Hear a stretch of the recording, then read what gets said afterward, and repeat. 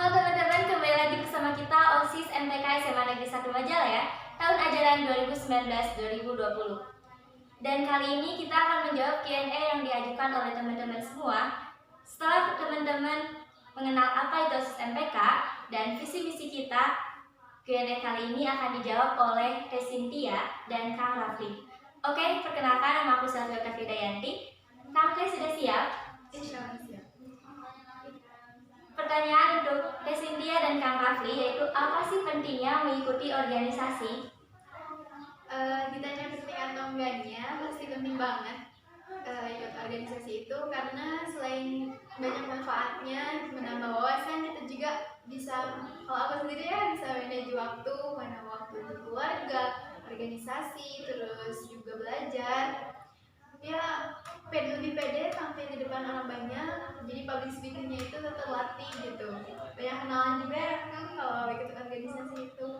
Ya, dan selain itu juga pada saat kita mengikuti organisasi, kita juga dapat lebih disiplin, lebih berani, dan seperti Teh Cynthia yang katakan tadi, lebih percaya diri. Iya, benar. Dan kita juga dapat menambah banyak ilmu, menambah banyak teman, dan bisa meningkatkan skill-skill yang kita punya di dalam organisasi. Ya, ngelatih leadershipnya juga gitu ya. Jadi kan setiap orang juga punya jiwa pemimpin, cuman ada yang keluar, ada yang enggak. Nah, kalau ikut organisasi itu setidaknya sedikitnya potensi yang ada dari diri kita itu leadershipnya keluar gitu.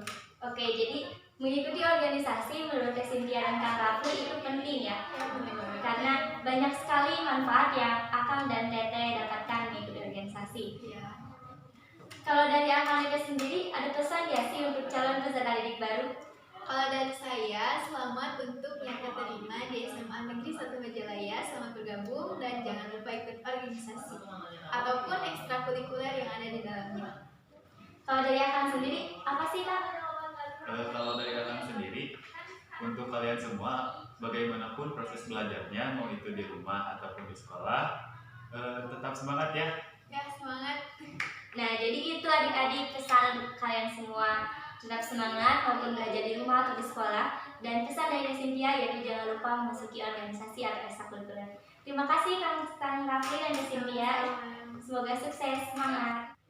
Nah, untuk pertanyaan selanjutnya ada Teh Dinda dan Teh Tessa.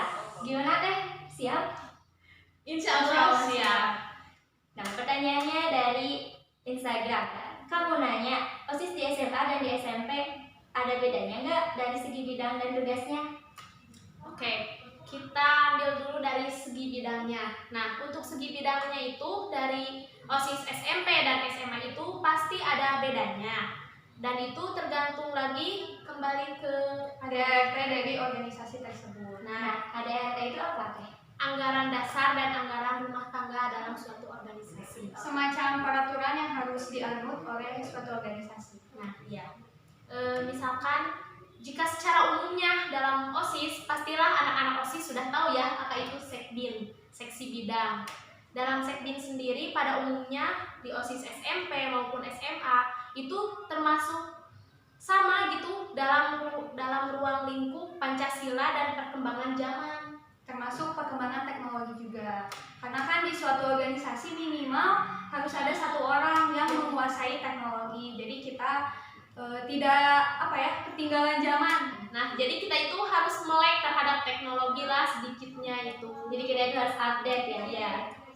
Nah, kalau untuk dari segi tugasnya sendiri sebenarnya tidak terlalu jauh juga perbedaannya. Hanya saja OSIS di SMP itu kan masih masa transisi menuju dewasa. Kalau di SMA kita harus sudah dituntut untuk bisa menjadi dewasa. Nah, kalau untuk menjalankan tugasnya sendiri, cenderung di SMP itu kita masih dibantu oleh pembina, guru-guru, dan juga pihak sekolah. Tapi di SMA kita harus bisa merancang suatu kegiatan, menentukan keputusan itu sendiri. Walaupun ada beberapa program besar kita, Seperti di OSIS SMA Negeri 1 Majalaya ini ya, kita mempunyai beberapa program tahunan seperti porak dan pensi yang setiap tahunnya pasti ada. Dan alhamdulillah pensi kemarin-kemarin dan juga masa bakti kita berhasil mengundang artis yang cukup high di kalangan remaja. ya. Contohnya Apa sih Teh?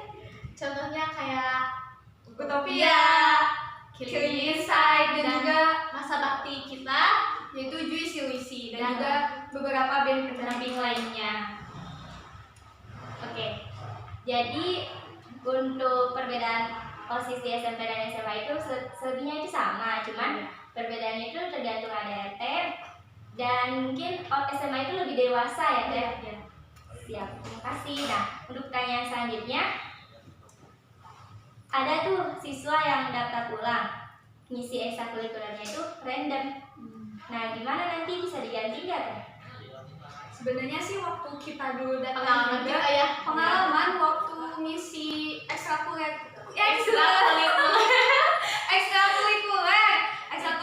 Random random karena kan kita nggak tahu ya bagaimana sih ekstrakurikuler yang ada di Semaja itu. ini, jadi asal ngisi aja yang namanya tertarik pasti kita pilih gitu, tapi sebenarnya Itu kembali lagi ke ekstrakurikulernya itu sendiri. jadi nanti itu kalau misalkan adik-adik berminat untuk di suatu ekstrakurikuler, pasti dari ekskulnya itu memberikan formulir secara resmi untuk adik-adik itu terima sebagai anggota secara resmi dari ekskul tersebut.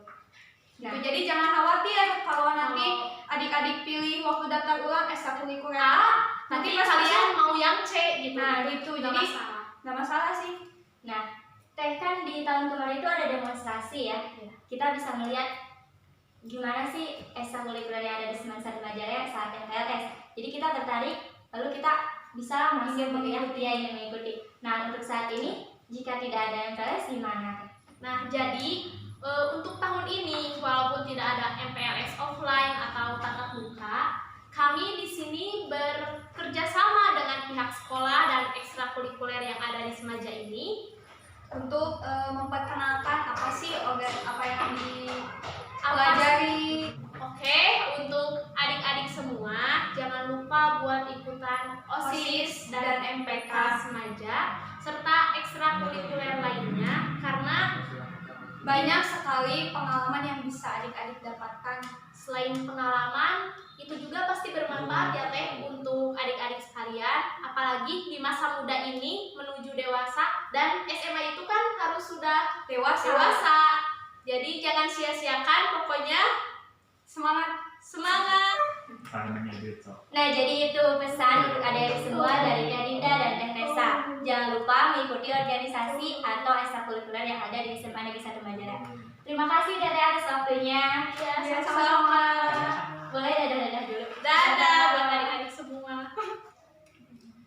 Oke, pada sesi selanjutnya, pertanyaan akan dijawab oleh Kang Gali dan Teh Dinasti. Gimana Kang Teh, sudah siap? Siap. Pertanyaannya adalah, adakah manfaat yang Teteh akan dapatkan dengan mengikuti organisasi, baik di lingkungan sekolah maupun masyarakat? Tentunya banyak sekali manfaat yang bisa kita dapat ya untuk ikut organisasi, baik itu OSIS atau MPK. Kalau menurut saya pribadi, manfaatnya itu saya jadi terlatih untuk public speaking dan punya banyak pengalaman juga, bukan cuma pengalaman di sekolah tapi punya pengalaman di luar sekolah juga. Kalau ada kegiatan di sekolah biasanya kan OSIS MPK itu jadi tangan kanannya ya ibaratnya. Kalau Kang sendiri apa Kang? Sebenarnya kalau organisasi itu sendiri bisa dijadikan sebagai simulasi kecil untuk kita dalam bermasyarakat. Kenapa? Karena dalam organisasi itu kan kita dipaksa untuk berrelasi, mempunyai hubungan yang baik dengan berbagai orang. Maka hal itu dapat kita aplikasikan dalam kehidupan bermasyarakat juga. Kemudian untuk manfaat lainnya, kan kalau organisasi bakal malu tuh kalau kita bisa telat. Jadi bisa sebagai dorongan juga agar dalam berangkat sekolah pun kita bisa berangkat lebih pagi, lebih semangat juga. Oke, jadi banyak sekali ya manfaat yang terasa oleh Akang dan Teteh. Dari Terinasi sendiri, kita bisa melatih diri, bisa mengikuti kegiatan bersekolah, dan dari Akang sendiri, kita bisa melatih diri untuk simulasi kecil bersosialisasi di masyarakat seperti itu ya.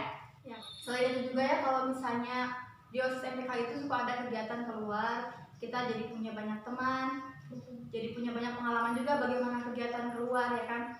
Oke, terakhir, apa sih pesan dan kesan dari Akang dan Teteh untuk peserta didik baru? Pesannya kalian jangan takut untuk ikut organisasi. Kalau menurut orang organisasi itu berat, pulangnya suka malam. Nah kalian jangan takut, justru itu jadi patokan untuk kita supaya kita bisa lebih mandiri. Dan juga banyak dikenal guru, banyak dekat guru, karena biasanya kalau ada acara kan kita bolak-balik kantor, bolak-balik kelas untuk minta tanda tangan ketua pembina. Oke, jadi menurut Dinasti sendiri kita jangan takut untuk mengikuti organisasi. Untuk Akang sendiri gimana, Kang? Kalau pesanan kesan dari Akang sendiri, bagi adik-adik sekalian yang mempunyai passion di bidang organisasi ini, diusahakan untuk masuk aja, karena di sini juga kita dapat mempelajari banyak ilmu juga. Di sini Akang, walaupun dalam organisasi ini tidak ada tentang desain misalnya, tapi karena dibutuhkan, karena skill itu datang bukan karena diinginkan tapi dibutuhkan. Terima kasih. Jadi Akang sendiri itu mengajak untuk adik-adik yang memiliki passion dimanapun silakan ikuti. Dan jika ada kesempatan, mungkin skill Akang itu di desain ya. Nah, jika ada kesempatan maka ikutilah gitu ya. Terima kasih untuk Akang dan Teteh. Ya sama-sama. Pokoknya ikut OSIS MPK biar bisa stipend banyak. Oke, terima kasih. Boleh dadah dulu, Kang Teh. Dadah, terima kasih. Oke, sesi selanjutnya pertanyaan akan dijawab oleh Teh Suci dan Teh Ulfa. Gimana, deh, sudah siap? Insya Allah siap. Pertanyaannya adalah, boleh Teh diceritakan suka dan duka selama memiliki organisasi? Kalau setiap orang sih itu berbeda-beda ya suka sama dukanya. Kalau menurut saya itu sukanya itu di setiap orang itu pasti berbeda-beda ya. Kita nemuin sukanya itu kapan? Kalau menurut saya itu kalau kita nemuin sukanya itu kita harus nyaman dulu ya. Karena kan kalau misalnya kita nggak nyaman di organisasi itu kita nggak akan nemuin sukanya di mana gitu. Oke, jadi menurut Teh Suci kita harus nyaman terlebih dahulu ya, biar kita menemukan gimana rasa suka berada di organisasi. Gitu. Menurut Teh Ulfa gimana tuh? Kalau kata Suci tadi kan suka itu tiap orang beda-beda. Kalau saya pribadi sih gini kan, sebelum kumpul kita tuh suka saling tunggu di sanggar, siapa yang paling duluan ke sanggar nungguin kelas lain. Kita tuh suka sambil ngobrol, curhat atau apa, makan bareng gitu di sanggar, ngabisin waktu yang lumayan seru dan bermanfaat sih gitu. Gak cuma tentang membahas topik proker tapi juga menemukan sebuah kenyamanan. Kita flashback lagi ya sebelum pandemi. Iya, Sekarang nggak bisa. Sekarang udah nggak bisa. Oke, jadi Kak Ulfa itu sering menggunakan waktu luang gitu ya Iya. bersama pengurusan. Jadi memang organisasi itu tidak melulu tentang program kerja ya. Jadi ada waktu luang dan kita gunakan asik aja gitu ya. Kita itu kalau udah suka itu kalau udah bersama kita itu sukanya itu nemuin pasti. Kalau kebersamaannya itu udah Ada banget, gitu. pasti. Ibaratnya kita Pasti tuh ada. punya 2 rumah di sekolah gitu ya, kelas sama sanggar. Mantap banget itu. Bahkan rumah pertama kita aja itu mungkin sanggar dibandingkan rumah kita di keluarga gitu. Iya. Oke, banyak waktu di sanggar gitu ya. Banyak waktu di Itu sana. sebelum pandemi gitu ya. Sebelum pandemi, Sebelum pandemi kalau sekarang mah susah ya. di garis bawahi sebelum Iya. pandemi. Oke, dukanya apa teh? Kalau saya sih lebih ke dari orang tua ya dukanya itu karena waktu saya sebelum daftar saya belum izin ke orang tua itu jangan dijadikan contoh ya adik-adik karena itu mungkin akan berdampak pada kita menjalani di organisasinya itu. Kalau misalnya kan di organisasi itu banyak pulang malam, terus banyak pokoknya waktu itu kita harus pintar-pintar memanage ya. Bahkan waktu sama keluarga pun kita akan berkurang gitu. Terkuras. Jadi di situ saya dukanya itu dari orang tua gitu. Oke, jadi memang sebelum masuk ke organisasi kita harus mendapatkan izin gitu ya. Itu nomor 1 Iya. Karena Teh Suci waktu itu tidak mendapatkan izin, tetapi sekarang sudah diizinkan. Alhamdulillah dengan saya berusaha. Jadi kita itu harus membuktikan gitu kalau kita berorganisasi itu nggak dampak jeleknya aja yang kita rasakan, tapi kita lebih berprestasi, kita banyak jadi istilahnya melatih kedisiplinan, kemandirian gitu. Malah Oke. perbandingan dampak negatif dan positifnya lebih besar dampak Ya positif. lebih besar dampak positifnya. Oke, kalau Mas sendiri Hampir sama sih setiap anak organisasi gitu ya. Pasti tantangan terbesarnya tuh izin dari orang tua, apalagi kan kita waktu juga tahu mungkin pulang malam karena banyak sekali program yang harus kita rencanakan dengan sangat-sangat matang gitu.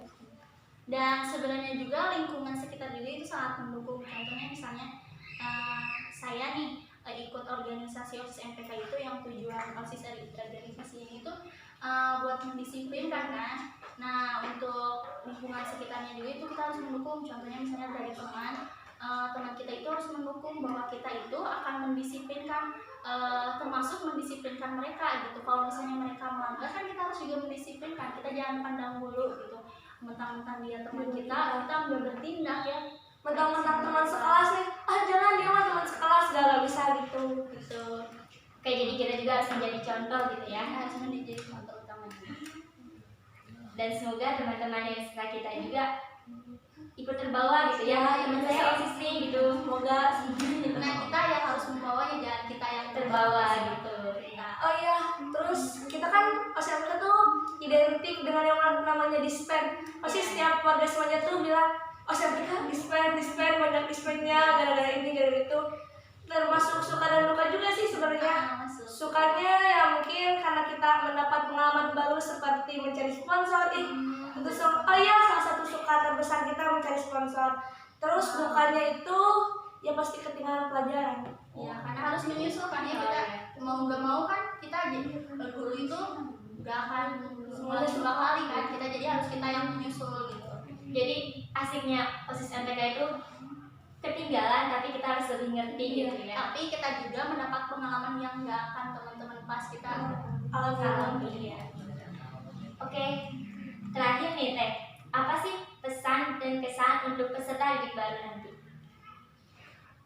Kalau dari saya sih semangat ya, jangan di pandemi ini gitu kita harus jaga kesehatan utamanya, jangan stres, jangan dijadikan beban, karena mungkin sangat susah ya di pandemi seperti ini itu, apa-apa juga susah gitu. Pokoknya semangat terus. Jangan lupa juga protokol kesehatannya ya. Kalau misalnya kalian kan melaksanakan seperti daftar ulang dan sejenisnya, jangan lupa itu. Jangan lupa juga buat ikutan organisasi dan ekskul yang ada di Semaja, karena kan sangat bermanfaat juga gitu. Jangan menghabiskan banyak waktu di SMA hanya dengan Jangan terbuang Iya, sia-sia. jangan terbuang Masa sia-sia. muda kita itu penting buat hal-hal yang positif. Karena akan terasa gitu ya di masa yang akan datang. Oke, terima kasih Teh. Karena di sini Teh Ulfa dan Teh Suci adalah penjawab terakhir dan sekalian akan ditutup dari Q&A kali ini. Dari Q&A yang ada di Instagram, mohon maaf tidak bisa dijawab semua karena terbatas oleh waktu. Dan untuk penanya yang sudah dijawab semoga puas dan ingat pesan-pesan yang diucapkan dari Akang Teteh di sini. Terima kasih untuk yang telah menonton, semoga bermanfaat. Dadah. Oke teman-teman, terima kasih telah menonton Q&A dari OSIS MPK SMA Negeri 1 Majalaya. Semoga pertanyaan yang kalian buat dan penjawab dari kami itu cukup memuaskan. Mohon maaf kita tidak bisa menjawab semua karena terbatas oleh waktu. Agar kalian bisa bersama kami nanti, kalian bisa masuk OSIS MPK supaya kalian tahu lebih jauh apa itu OSIS MPK. Ikuti juga organisasi atau ekstrakurikuler lainnya untuk mengasah bakat kalian. Jika nanti kita belajar di rumah saja, jangan stres, jangan dibuat pusing. Berdoa supaya pandemi cepat selesai agar kita bisa sekolah kembali di gedung kita ini SMA Negeri 1 Majalaya. Sampai jumpa, terima kasih. Stay safe, stay healthy, dan stay at home.